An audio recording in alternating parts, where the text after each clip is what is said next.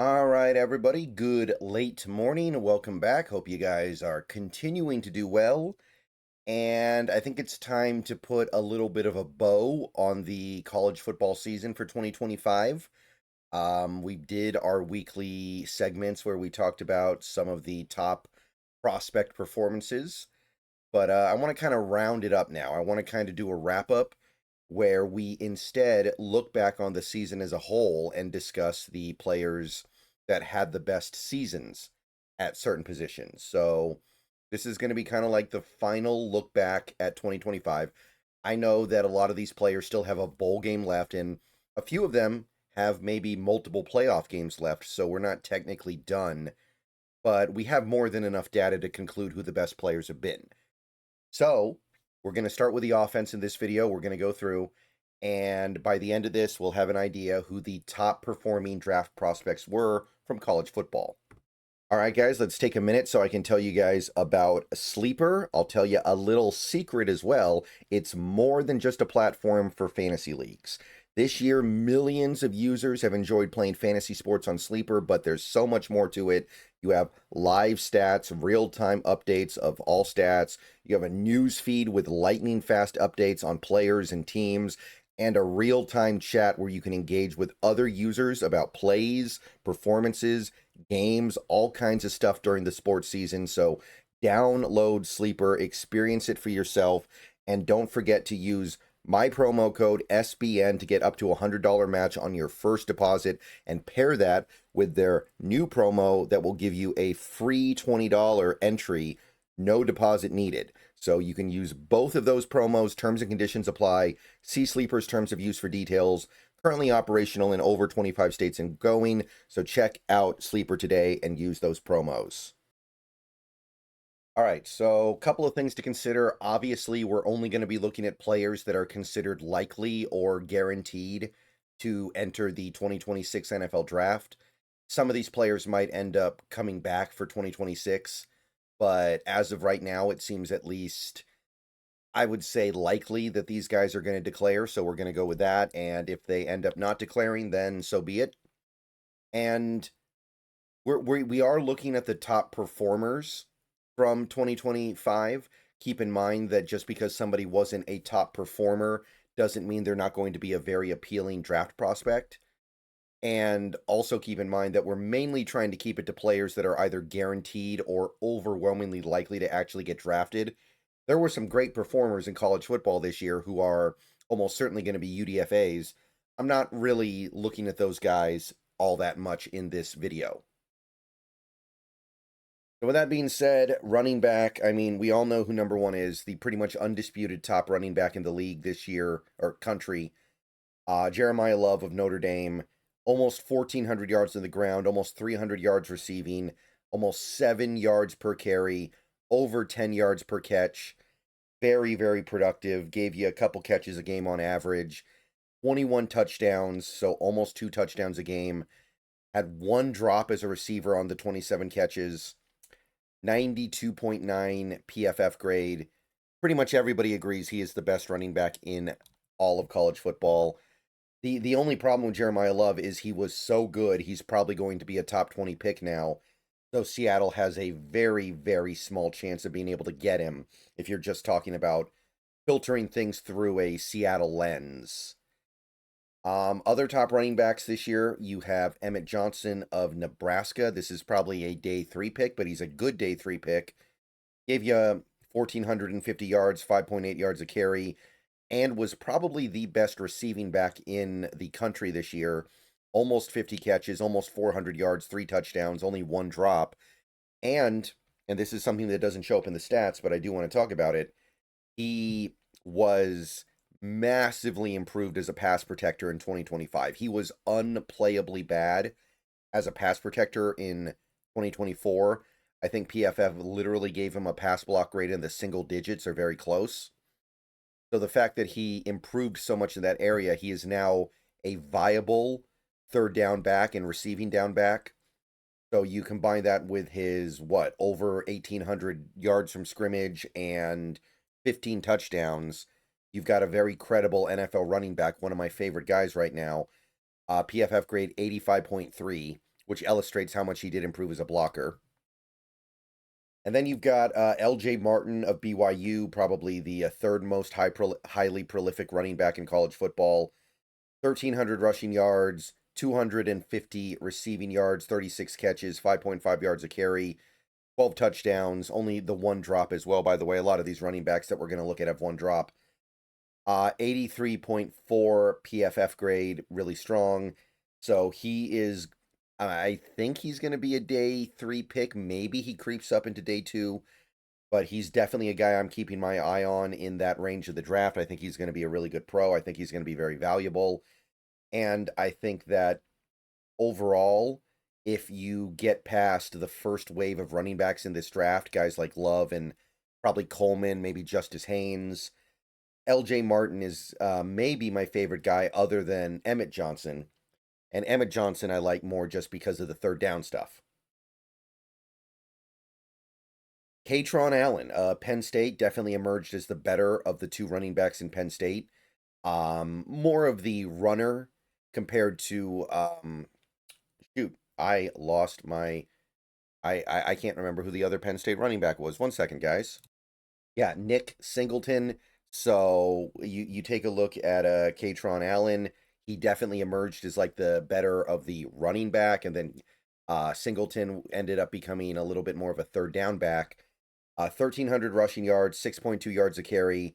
And remember how much of a issue Penn State had at the quarterback position this year. And really that goes for a lot of these guys. Most of these teams that we're talking about the top running backs on did not have great stuff happening at quarterback. Like of these 5 running backs, Sam Leavitt in ASU was okay. Notre Dame had an okay QB situation. Other than that, it was kind of weak. So keep that in mind here. 15 touchdowns. Didn't do a lot as a receiver. 18 catches for 68 yards, which is extremely inefficient.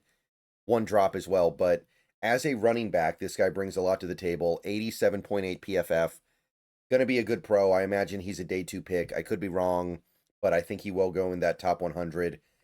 Final guy, this is not somebody we talked about very much during the season, by the way. Kind of flew under my radar, but he ended up being, because of his consistency, a top running back in college football this year from Arizona State.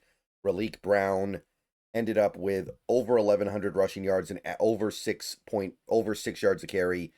Also threw in 240 receiving yards on 34 catches, so he was a good receiver out of the backfield, although did have a little bit of problem with the drops, did have 4 drops, which is really bad for 34 catches. So it's not like there aren't any problems. And also only 4 touchdowns kind of stands out. I'm not too worried about it, but it is worth noting. Not really a guy who gets to the end zone all that much. But 6.1 yards a carry, and you're looking at close to 1,400 yards from scrimmage. You're still going to get a lot of love from me there. 79.9 PFF. So those are the guys who probably did the most for their draft stock in 2025. If you look at where these guys were before the season started and look at where they are now, I think they've made the most positive progress. So that's running backs. Now let's look at wide receivers here. It's a pretty good wide receiver class overall, but I'm definitely going to mix it up a little bit here. We're going to have some guys that are going to be probably first round picks, some guys who are day 2 picks, and we're also going to do some day 3 stuff because I want to kind of capture all different ranges, because not everybody has really high picks and nobody has 5 or 6 first round picks, right? So wide receiver, you've got the top receiver in college football this year might have been Skylar Bell. Insane production over at UConn. And again, not the greatest QB situation over there. Over 100 catches in that circumstance is kind of insane. Now, he did get spammed the ball. We're talking about 140 targets. He got thrown the ball so much he didn't even average 10 yards per 10 yards per target. In fact, he averaged right around 9 yards a target, I believe. So it was definitely a circumstance where he needed a lot of targets to get to where he did, but still 100 catches, almost 1,300 yards, 13 touchdowns, and 4 drops, which I'm going to live with 4 drops and 140 targets. I got no problem with that. 82.4 PFF grade. So Skylar Bell, I imagine he's going to be a relatively high pick at this point. He's going to be a day 2 guy. And you can see why. It's not production that is easy. Look how much higher he is in terms of his catches than every other receiver that we're talking about in this video. And there were other players that had at or close to 100 catches this year, but mostly they were either guys that are going to go back for 2026 or guys that are not really considered pro prospects. Skylar Bell kind of is a little bit unique in that regard. The other top receiver in college football this year was Makai Lemon. In terms of his production for USC, 80 catches, almost 110 targets. So actually a little bit more efficient than Skylar Bell. He averaged over 10 yards a target, 1,150 yards, 11 touchdowns, dropped the ball twice all season, 90.4 PFF. If you had to answer who was the best receiver in college football by pure production in 2025, it was probably Lemon. Now, clearly, there are guys out there that are more appealing, like Jordan Tyson, right? I would take Jordan Tyson over Makai Lemon pretty easily, but production-wise, it's not even close. So Makai Lemon definitely warranting at this point, I would say first-round pick. Also, possibly sneaking into the first round here is going to be Chris Brazzell of Tennessee. We've talked about him a little bit before. 62 catches, which I know doesn't sound like that much, but over 1,000 yards. So we're talking about a great deal of efficiency here. 88 targets to get those over 1,000 yards, so over 10 yards a target. 11 yards a target, actually. 9 touchdowns, so getting into the end zone. 3 drops, and a 78.6 PFF grade. Pretty darn strong. I understand that the 62 catches doesn't feel stellar, but we are dealing with, and I think Chris Brazzell, unlike some other recent Tennessee receivers, is well equipped to be good in the NFL.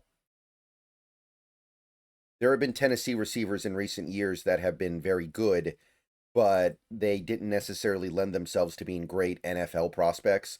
Chris Brazzell is, I think, bringing some attributes to the table that are going to separate him there. But production-wise, still one of the top receivers of the guys who are likely to enter the draft. Also, Deuce Robinson, this is probably a day 3 guy still, Florida State, but I got to give him a lot of props for the year that he had for Florida State. Only 56 catches, but almost 1,100 yards, so he's giving you very nearly 20 yards per catch, which you're not going to find that very often. Now, he did need a lot of targets, right? 95 targets. So his catch rate is actually very low, but he does so much damage with each catch that he makes, it's worth it. You're still talking about well over 10 yards per catch, or target, excuse me. You're talking about 11 yards per target, so I can't say anything negative about that. And again, look, FSU, not a terrible quarterback situation, but you wouldn't call it a good one, right? Castellanos, or I think that's how you pronounce his name. He's not a pro prospect, at least. 6 touchdowns, 3 drops, about an 80 PFF grade. Good stuff. And finally, you got Chris Bell of Louisville. And this one, you do have to do a little bit of extrapolation here because it was a good year for Chris Bell, but it was also kind of inefficient. And you're definitely not blown away by the production, right? 72 catches is good, but 72 catches to get to barely over 900 yards, you're probably looking at that and going, where's the big impressive bang here? Like, why am I supposed to be blown away by that? 105 targets to get 917 yards. There's a lot better out there. We're talking about not even 9 yards a target, 6 touchdowns, 3 drops.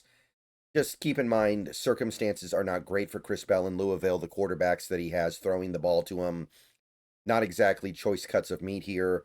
And it is a high volume thing because he gets the ball thrown his way so much because of the circumstance. And I do think his game lends itself well to the NFL, even if the production isn't up there with these guys. And by the way, it's still better than a lot of the other guys that you could have talked about here. 80.4 PFF grade, which is actually better than Brazzell or Robinson. And I mean, I imagine he's a day 2 pick. Okay. So we're going to go ahead and cut it there. We're going to do another video on this later today, talking about the top offensive draft prospects from this most recent year. We're going to do offensive line stuff later, but let me know what you think of the running backs and the wide receivers. Those are my top performers from the 2025 season. Go Hawks.